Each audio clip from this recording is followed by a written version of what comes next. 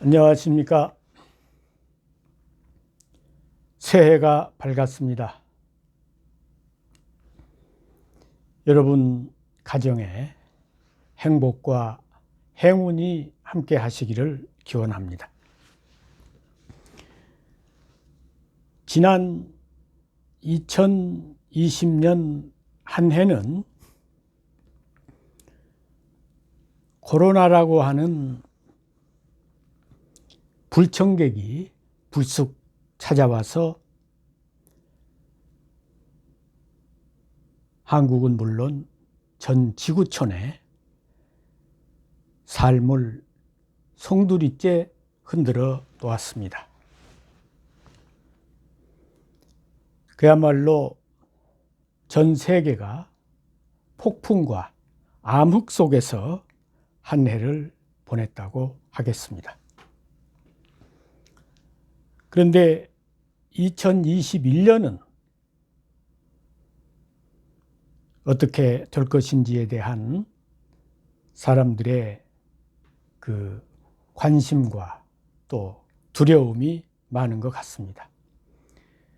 그래서 오늘은 연초를 맞이해서 여러분들과 한국과 세계의 미래가 어떻게 전개될 것인지 그 부분에 대해서 전망하는 시간을 가져보고자 합니다. 빌 게이츠는 이 코로나라고 하는 이 유행병은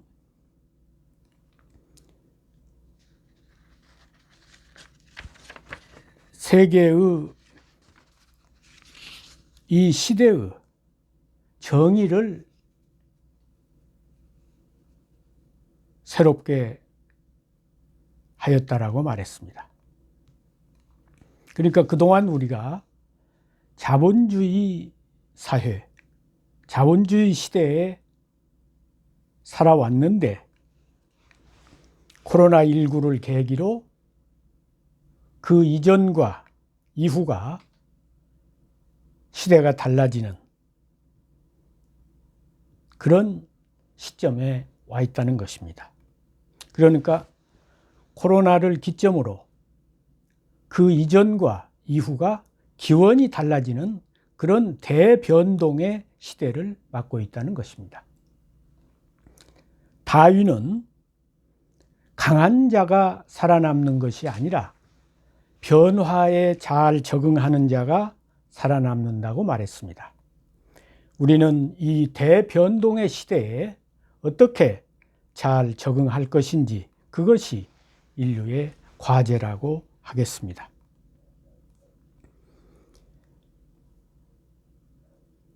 현명한 사람은 어떤 일이 닥치기 전에 미리 알아서 대처를 하고 보통 사람은 일이 이르러 온 다음에 비로소 알고 어리석은 사람은 일이 닥쳐도 모른다고 합니다.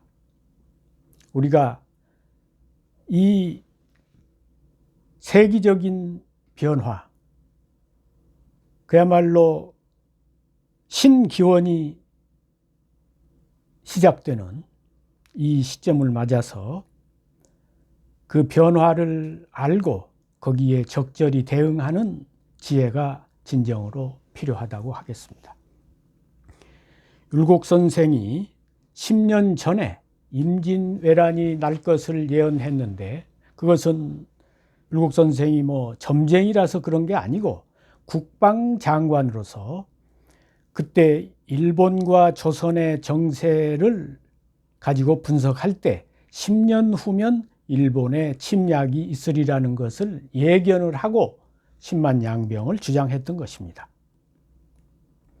그리고 충무공 이순신이 10년 뒤에 일본이 침략해 왔을 때 배 12척을 가지고 아직도 배가 12척이나 남아있다고 하면서 자신 있게 일본의 300척 배와 싸워서 이길 수 있었던 것은 미리 일본이 침략할 줄을 알고 울돌목을 답사하고 또 거기에서 일본의 배를 어떻게 유인해 가지고 침몰시킬 것인가를 미리 그 예비를 하면서 준비를 했기 때문에 거기에서의 승리가 가능했던 것이지, 그냥 하루아침에 저절로 그런 승리가 가능했던 것이 아닙니다.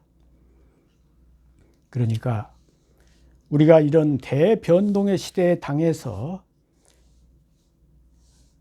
어떻게 이 변화에 잘 적응할 것인가, 그러기 위해서는 거기에 대한 어떤 그 예지가 필요하고, 또 지난날 예언을 했던 사람들의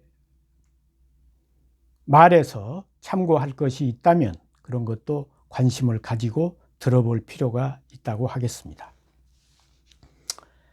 금년이 신축년이고 지난해가 경자년입니다. 그런데 이 경자년과 신축년에 대해서 동양의 예언서들이 그 전란과 재난이 있다고 하는 것을 미리 다 예언을 해 놓은 바가 있습니다. 동양에 여러 그 예언서들이 있습니다만 지모경이라고 하는 책이 있습니다. 이 책은 그 황제내경의 저자로 알려진 황제 지모경이라 이렇게 불립니다만, 그것은 이제 후인의 위탁이고 민간에서 어느 사람이 지어서 이제 황제내경이라 지모경이라고 이렇게 거기다 황제에다 가탁을 한 것 같은데, 어쨌든 경자를 붙여서 민간에 전해 내려왔다는 것은 이 책이 민간에서는 상당히 영향력이 있었던 그런 책이라고 하겠습니다. 그 책에 태세 경자년 인민 다 폭졸이라, 경자년에 당해서 인민들이, 백성들이 폭졸하는 사람이 많게 된다. 폭은 벼란간 갑자기 사망하는 사람이 많게 된다. 이런 이야기를 했습니다. 그리고 갱간 삼동리 산두 기묘전이라, 삼동에, 이 추운 겨울 삼동에 말이죠, 저 산머리 밭에 무덤들이 많이 생겨나게 된다. 지난해 경자년을 이야기한 건데 어쨌든 많은 사망자가 생긴다는 것을 예언을 했고 그것이 맞았다고 할 수 있겠습니다. 그러면 이 황제 지모경에서 신축년에 대해서는 어떻게 이야기를 하고 있느냐 하면, 태세 신축년에 질병 초분분이라, 신축년을 맞이해서 질병이 분분하게 된다. 질병이 유행하게 된다는 얘기를 했습니다. 그러니까 우리가 그 경자년을 지나와서 지금 이제 신축년이 됐습니다만, 물론 음력으로는 아직 조금 날짜가 남았습니다. 그래서 아마 그 백신이 지금 보급이 되고 접종을 시작했습니다만 이 병이 바로 잡히지는 않을 것 같습니다.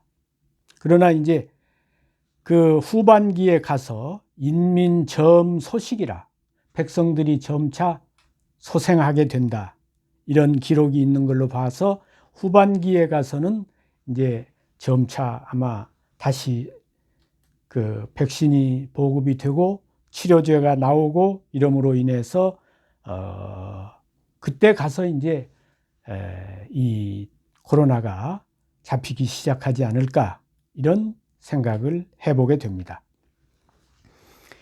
그리고 또 이제 그 문장 가운데 인민유일반 쾌활호상전이라, 이런 기록도 보입니다. 그러니까 이 백성들이 절반이 남아가지고 쾌활하게 생활하게 된다. 그러니까 기존에 있던 사람들이 절반만 남고 그 사람들이 이제 아주 쾌활하게 살게 된다, 이런 얘기인데, 이것은 벌써 그 오랜 적어도 천여 년 전에 그 시대의 사람들이 이야기해 놓은 것이기 때문에 그 시대에서 본다면 지금과 같은 이 코로나와 같은 이 전염병이 유행을 했다면 뭐 인류가 절반이 사망할 그럴 가능성도 있었겠죠. 그러나 지금은 과학이 발달하고 의술이 발달했기 때문에 그렇게까지는 이르지 않더라도 어쨌든 2차 대전 이후에 지금 최고의 사망자가 나고 있지 않습니까? 2차 대전 때보다도 더 많은 사망자가 지금 이미 배출했습니다. 그런 거 본다면 앞으로도 금년에도 많은 사망자가 날 것으로 예측이 됩니다. 그리고 또 이제 침중기라고 하는 벽에 침자 가운데 중자 침중기라고 하는 책이 있습니다. 이 책도 물론 이제 공성 침중기라고 이렇게 전해 옵니다만 사실은 당나라 때 예언서로서 쓰여진 책이고 현재 전하는 판본은 청나라 때 판본이 전하고 있습니다. 그런데 이 책에도 신축년에 신축 다우한 질병 상위수라 이런 내용이 적혀 있습니다. 신축년에 우한이 많은데 질병이 항상 그 병을 일으켜서 유행을 하게 된다. 그러니까 신축년에 질병이 유행한다고 하는 것을 벌써 이 천여 년 전에 침중기라고 하는 책에 이미 예언을 하고 있는 것입니다. 그리고 이 중국의 민족 가운데 장족이 있습니다. 그 장족의 불교 창시인 연화생 대사라고 한 분이 있습니다. 그분이 지금으로부터 천여 년 전의 사람인데 그분도 토우년 세계 도병기라 이 토우년에 신축년에 세계의 도병 칼도자 군사병자 도병이 일어난다 그랬어요. 그러면 이 도병은 전쟁을 말하는 겁니다. 그래가지고 많은 사람이 생명을 잃게 된다 그랬는데 어쨌든 천년 전에 연화생 대사는 아까 침중기나 지모경에는 질병으로 사람이 많이 손상된다 그랬는데 연화생 대사는 전쟁으로 많은 인명이 손상을 하게 된다 이런 이야기를 했습니다. 그리고 현재도 예언가로서 유명한 사람들이 많은데 그 중에 영국의 크레이그 해밀턴 파커라고 하는 그런 사람이 있습니다. 이 사람이 트럼프가 미국의 대통령으로서 당선이 되고 또 2020년에 이 유행병이 이제 그 질병이 전염병이 유행한다는 얘기를 했는데 그 예언이 맞았습니다. 근데 이제 이 사람이 2021년에 대해서 10가지 예언을 했습니다. 첫째는 트럼프가 미국 대통령을 2번 할 수 있는 그런 운명이 있다고 합니다. 그래서 이번에 만일에 재임이 안 된다면 4년 뒤에 아마도 다시 미국의 대통령이 될 수 있다. 그런 얘기를 했고 두 번째는 전 세계가 경제와 이 사회의 변동이 지금 일어나고 있는데 그것이 바로 수습되지 않고 2025년까지 지속이 될 것이다. 세 번째는 일본 열도에 쓰나미가 발생한다. 네 번째는 히말라야 산맥이나 이란이나 미국에서 대지진이 발생할 가능성이 있다. 다섯 번째는 전 지구의 실업률이 높아지고 이제 유럽, EU와 같은 이런 단체가 좌경화 된다. 그래서 좌익 조직들이 이 사회 변동을 일으키는데 극단적으로 참여하게 된다. 여섯 번째는 대만에 위기가 올 가능성이 있다. 그러니까 아마 중국과 대만에 어떤 분쟁이 일어날 가능성이 있다는 것을 말하는 것 같습니다. 그러나 일본과 한국은 솔선적으로 다른 나라보다 앞서서 경제 회복에 들어가게 된다. 일곱 번째는 전 지구에 식량 위기가 온다. 특히 북한에는 대기근이 들게 된다. 그리고 김정은은 핵실험을 다시 하게 된다. 일곱 번째는 이슬람이 이스라엘이 이란의 핵시설을 공격해서 두 나라의 그 국부적인 전쟁이 발생할 가능성이 있다. 여덟 번째는 파리와 워싱턴 등지에서 공포의 습격이 발생할 수 있다. 아홉 번째는 미국에서 지금 그 유튜브와 같은 이런 그 매체에 대해서 상업농단 행위를 저지하기 위한 새로운 법을 제정할 그런 가능성이 있다. 열 번째는 이 코로나가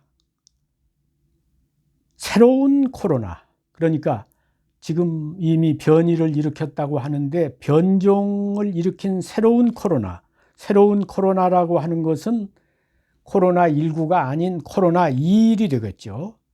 이런 새로운 코로나가 제2차 습격할 가능성이 있고 이 백신은 아마 상당히 느린 속도로 보급이 되게 될 것이다.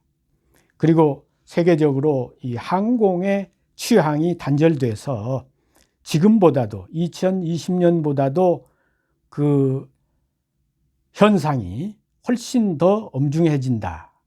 이런 10가지 그 예언을 했습니다. 뭐 예언이라고 하는 것이 결국은 어떤 여러 가지 조건을 따져봐서 이제 가능성이 있는 것들을 미리 이야기를 한 것이기 때문에 이것이 뭐 전체가 다 맞을 수는 없는 것이고, 왜냐하면 거기에 주체는 인간이기 때문에 뭐 김정은이 핵실험을 다시 한다고 하지만 마음을 바꿔서 안 할 수도 있고, 뭐 전쟁이 난다고 하지만 전쟁이 그 조건과 상황에 따라서 안 날 수도 있는 겁니다. 그러니까 100% 다 맞는 것은 아니지만 일부는 그 맞을 가능성도 있는 것입니다. 그러니까 우리는 이런 말도 참고할 필요가 있다고 하겠습니다. 그러니까 이 코로나가 뭐 백신이 나오고 접종을 하고 그러니까 금방 뭐 2021년 상반기에 그게 바로 그 종식이 되는 게 아니고 적어도 금년 말까지는 간다고 보시고 거기에 대처를 하는 것이 좋다고 생각합니다. 그러니까 우리가 급하게 이렇게 생각할 일이 아니라 느긋하게 생각하면서 거기에 제대로 대처를 해야 한다고 하겠습니다. 저는 이 코로나가 문명병이라고 생각합니다. 이 세계 석학들이 코로나 이후의 세계에 대해서는 많이 이야기를 하는데 이 코로나가 왜 왔는지 그 원인에 대해서 이야기를 하는 사람이 별로 없는데 이 진단을 명확히 해야 처방이 나오는 거 아니겠습니까? 저는 코로나는 문명병이라고 봅니다. 다시 말하면 이 자본주의가 과잉 생산, 과잉 소비, 환경 파괴 이런 것이 극에 달하다 보니까 지금 그 결과로서 이런 문명병이 발생한 겁니다. 그러니까 우리가 이 문명병을 극복하기 위해서는 백신 개발이 능사가 아닙니다. 아까 빌 게이츠도 이야기한 바와 같이 코로나를 기점으로 그 이전과 이후가 달라지게 되니까 문명의 전환점에 온 것입니다. 그러면 이 문명이 구문명에서 신문명으로 바뀌려면 어떻게 해야 되겠습니까? 인간이 새로운 가치관, 새로운 세계관, 새로운 인생관을 가져야 하는 것입니다. 그러니까 우리가 자본주의 시대에서 가졌던 그런 가치관, 그런 세계관, 그런 인생관이 아니라 이 문명병을 극복하기 위해서는 인간의 그 자연 친화적인 또 자연과 이웃과 공생하는 이런 새로운 인간이 재탄생해야 되는 것입니다. 신인간이 나와야 신문명이 가능해지는 것입니다. 2021년 여러분들의 삶에 참고가 되시기를 바랍니다. 감사합니다.